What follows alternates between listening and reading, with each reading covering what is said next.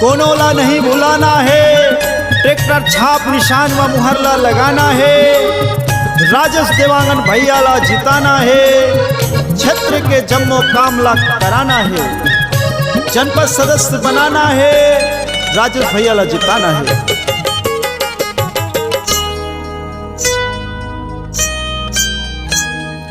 राजेश हमर भैया सब जनता के सुनैया, ट्रैक्टर छाप माजी वोट दे हो ना, राजेश भैया लागा वोट दे हो ना।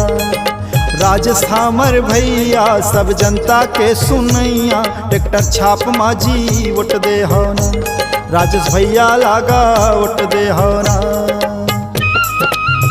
एला ना ओला, एला ना ओला, मुहर लगा हो ट्रैक्टर छाप माँ, मुहर लगा हो ट्रैक्टर छाप माँ, राजेश देवांगन भैया ला जिताना है, क्षेत्र का विकास कराना है।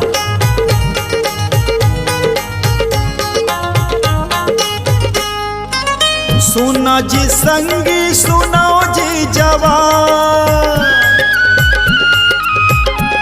ए भैया सुना जी संगी सुनाओ जी जवान, ट्रैक्टर छाप है निशानी करी हो जी मतदान, ट्रैक्टर छाप माँ, राजेश हमर भैया सब जनता के सुनैया, ट्रैक्टर छाप माँ जी वोट दे हो ना, राजेश भैया लागा वोट दे हो ना। तो याद रखू काका काकी मामा मामी दाई दीदी भाई बहनी, कोनोला नहीं भुलाना है, ट्रैक्टर छाप में मुहर लगाना है, राजेश देवांगन जिला विजयी बनाना है, जनपद सदस्य बनाना है।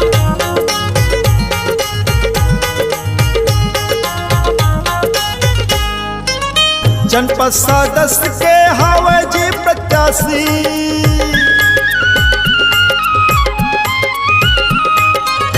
जनपद सदस्य के हवे जी प्रत्याशी, जुर्मिल सब मुहर लगा हो संगी जी संगवारी, ट्रैक्टर छाप माँ, राजेश हमर भैया सब जनता के सुनैया, ट्रैक्टर छाप माँ जी वोट दे हो ना, राजेश भैया लागा वोट दे हो ना।